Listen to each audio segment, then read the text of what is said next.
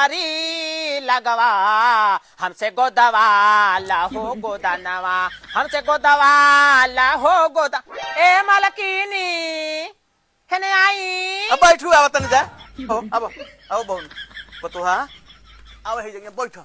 हाँ ये रामावा कितना सुनर पतोह पौले बनी ये दीदी जी